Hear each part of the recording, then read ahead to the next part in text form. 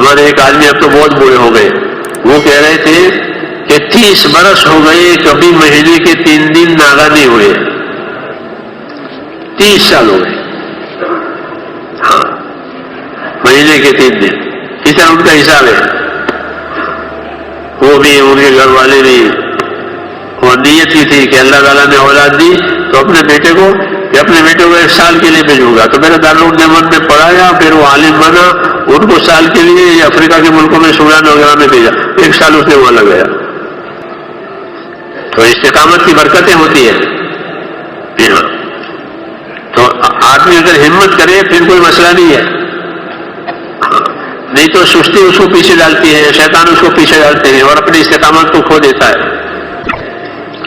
تو عمل کرنے والوں کے لیے میرے دوستوں راستے کھلے ہوئے ہیں، ہمت کرنے والوں کے لیے استقامت کی راہیں کھلی ہوئی ہیں، اور اللہ تعالیٰ انہی بندوں کو پسند کرتے ہیں کہ جو ہمت سے کام لیتے ہیں، ان کے ارادے اور ان کی نیتیں بلند ہوتی ہیں، ایسے ہی لوگوں کو اللہ پسند کرتے ہیں، اور جب وہ چلتے ہیں تو اللہ تعالیٰ ان کے لیے راستہ بھی کھول دیتا ہے۔ ہاں اللہ کی طرف آسانیاں بھی آتی ہیں، ویسے دشواری نظر آتی ہے، لیکن جب آدمی چلنا شروع کرے گا راستہ کھلے گا، کہ راستے بند نظر آتے ہیں لیکن مسافر چلتا ہے تو راستہ کھلا ہوا ہی ہے، ایسے اللہ کی طرف سے ہے کہ جب چلیں گے کہ راستہ کھلیں گے۔ پچھلے دنوں ہمارے ہاں 2 مہینے کا مشورہ تھا علاقے کا، تو تفقد ہو رہا تھا جماعتوں کا، بیرون جانے والی جماعتوں کا تفقد، تو تفقد کر رہے تھے ذمہ داران، پوچھ رہے تم نے 4 مہینے کتنی دفعہ لگائے، تو بتاتے اتنی دفعہ لگائے۔ ایک آدمی نے بولا تم نے 4 مہینے کتنی دفعہ لگائے بیرون میں جا رہے ہو، کہ میں نے 4 مہینے 44 مرتبہ لگائے ہیں، 40 اور 4 تفقد میں اسے بتایا کہ میں نے 4 مہینے 44 مرتبہ لگائے ہیں۔ تو کام کرنے والوں کے راستے کھلتے ہیں، والذین جاہدوا فینا لنہدینہم سبلنا، کہ جو ہماری نسبت سے محنت مجاہدے کریں گے ہم ان کے لیے راستہ کھولیں گے، اپنے راستے کی ہدایتیں دیں گے، اللہ تعالیٰ کے وعدے ہیں۔ تو کرنے والوں کے لیے دنیا میدان عمل ہے میرے دوستوں، اللہ نے دنیا کو میدان عمل بنایا ہے، اس لیے ایک طرف اپنے اندر اپنے دین کے کاموں میں استقامت پیدا کرنی ہے، دوسرا پہلو کہ اپنے دین کو امانت سمجھنا ہے، کہ اللہ کا دین یہ امانت ہے، اس امانت کا لحاظ رکھنا ہے کہ یہ امانت ہمارے ہاتھوں سے ضائع نہ ہو بلکہ امانت دنیا میں پھیلے۔ اس لیے مسلمانوں کو مال اور جان اللہ نے دیا ہے، یہ مال جان بھی امانت ہے اللہ کی، ہاں امانت ہے مسلمانوں کا مال اور جان، یہ وہ کس ہے؟ یہ مسلمانوں کا مال اور جان جو ہے اصل اللہ کے کلمے کو بلند کرنے کے لیے ہے، اسی لیے ان کو یہ مال جان دیا ہے کہ یہ اللہ کے کلمے کو بلند کرے، ہاں اللہ کے دین کی ایسی محنت کرے کہ اللہ کا کلمہ دنیا میں بلند ہوتا رہے، دین دنیا میں پھیلتا رہے، اس لیے مال جان دیا ہے۔ اس لیے ہمارے مال جان کا سب سے پہلا مصرف یعنی استعمال ہونے کی جگہ وہ اللہ تعالیٰ کا کلمہ ہے، اللہ تعالیٰ کا دین ہے، یہ ہماری ترتیب ہے۔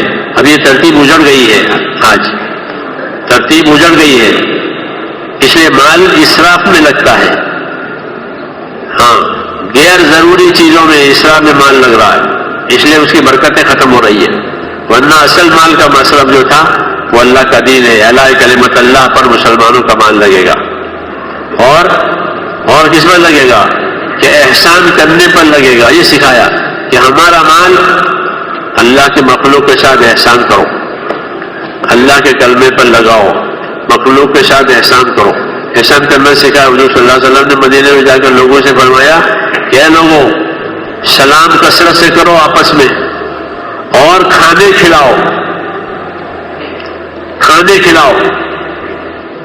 یہ سبق دیا، ہاں کیونکہ مدینہ منورہ میں لوگ آ رہے ہیں دین کے لیے کہ کھانے کھلاؤ لوگوں کو، افشوا السلام واطعموا الطعام وصلوا الارحام، رشتہ داروں سے رشتہ داریاں جوڑو۔ جہالت کی وجہ سے قبائل میں دشمنیاں پھیل گئی تھی، ایک دوسرے کے دشمن بنے ہوئے تھے، یہ دشمنیاں ختم کرو، اپنے رشتہ داروں کو پہچانو اور رشتہ داروں کو پہچان کر کے ان کے ساتھ سلوک کرو، صلہ رحمی کرو، احسان کے سبق دیے۔ اور پچھلی رات کو اٹھ کر آخر رات میں اٹھ کر نمازیں پڑھو، اللہ کی عبادت کرو جب سب لوگ سوئے ہوں، اگر یہ کرو گے تو جنت میں سلامتی کے ساتھ داخل ہو جاؤ گے۔ تو احسان کرنا سکھایا، کلمے پر اور دین پر جان مان لگانا سکھایا۔ اور تیسری بات کہ اپنے جان مال کو اپنے ضرورتوں پر لگاؤ، کماؤ، تاجر تجارت کرے، زمیندار زمینداری کرے، مزدور مزدوری کرے، کماؤ. ہاں، دنیا میں کمانا ہے. کیوں کمانا ہے؟ کہ کسی کا محتاج نہیں ہونا ہے، کسی سے سوال نہیں کرنا ہے، اپنی ضرورتیں پوری کرنی ہے، اپنی حاجتیں پوری کرنی ہے، اور اپنی حاجتیں پوری کرنے کے لیے کمانا ہے، اور اپنی حاجت پوری کرنے کے ساتھ اللہ کے دین پر لگانا بھی ہے.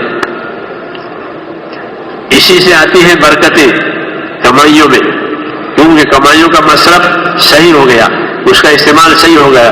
جب کمائیوں کا مصرف اور استعمال صحیح ہو جاتا ہے تو اللہ تعالیٰ ان کمائیوں میں برکت دیتے ہیں.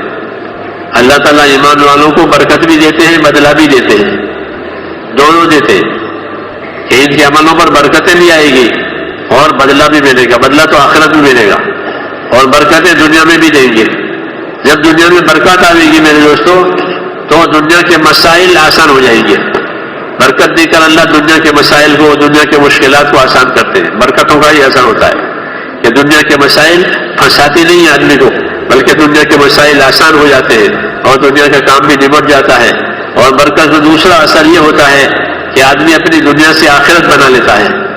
یہ برکت کا اثر ہے کہ برکت والی دنیا ملتی ہے تو جس طرح حاجت پوری ہو جاتی ہے، ضرورت پوری ہو جاتی ہے، اس طرح برکت والی دنیا ملنے کی وجہ سے آدمی اپنی آخرت بھی بنا لیتا ہے.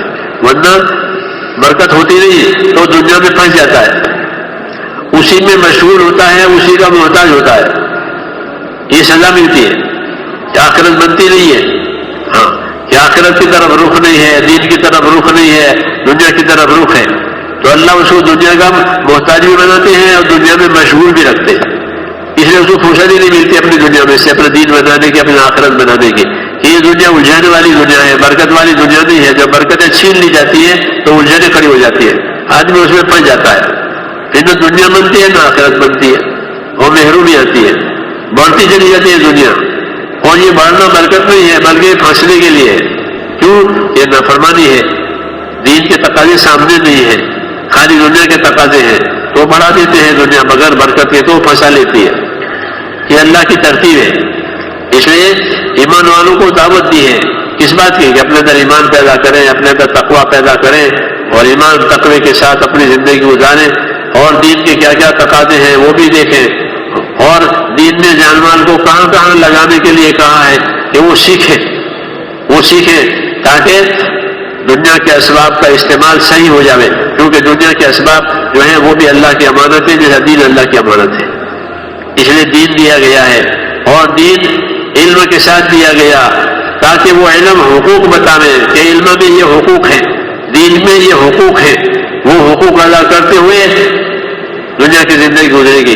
کہ اللہ نے دنیا کو دارالحقوق بنایا ہے اور آخرت کو دارالعجور بنایا ہے.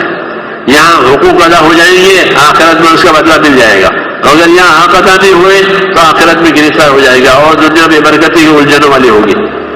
رسول صلی اللہ علیہ وسلم کے ذریعے سے اللہ تعالیٰ نے جو چیزیں ہمیں دی ہیں تو آپ نے یہ بتایا ہے کہ مجھے دنیا اور آخرت کی خیر دے کر اللہ نے بھیجا ہے. جب حضور صلی اللہ علیہ وسلم والی ترتیب آ جائے گی زندگیوں میں تو دنیا اور آخرت کی خیر ملے گی.